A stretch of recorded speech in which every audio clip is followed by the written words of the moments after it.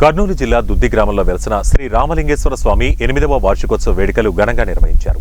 ఆలయ ధర్మకర్త గుడిసె రామలింగప్ప ఆధ్వర్యంలో ఉదయం నుంచి ఆలయంలో గణపతి పూజ, గంగా పూజ, శ్రీ ఉమామహేశ్వర పూజ, నవగ్రహ పూజ, శ్రీ రాజరాజేశ్వరి సమేత రామలింగేశ్వర స్వామికి మహారుద్రాభిషేకం పూజలు మరియు శ్రీ గణపతి హోమం, గాయత్రి హోమం, నవగ్రహ హోమం, రుద్రహోమం వంటి పూజలు నిర్వహించారు. ఈ వేడుకలకు ముఖ్య అతిథులుగా మంత్రాలయం తెలుగుదేశం పార్టీ ఇన్ఛార్జ్ ఎన్ రాఘవేంద్రారెడ్డి సోదరుడు ఎన్ రామకృష్ణారెడ్డితో పాటు టీడీపీ జిల్లా ఉపాధ్యక్షుడు ముత్తురెడ్డి, పల్లెపాడు రామిరెడ్డిలు హాజరయ్యారు. ఈ సందర్భంగా వారు రామలింగేశ్వర స్వామిని, రాజరాజేశ్వరి దేవతల దర్శనం చేసుకుని ప్రత్యేక పూజలు నిర్వహించారు.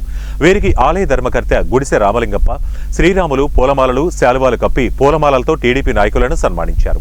అనంతరం మంత్రాలయం టీడీపీ నాయకులు ఎన్ రామకృష్ణారెడ్డి మాట్లాడుతూ మంత్రాలయం నియోజకవర్గంలో రైతులు, ప్రజలు సుభిక్షంగా ఉండాలని, పాడి పంటలతో వర్ధిల్లాలని రామలింగేశ్వర స్వామిని కోరుకుంటున్నట్లు తెలిపారు.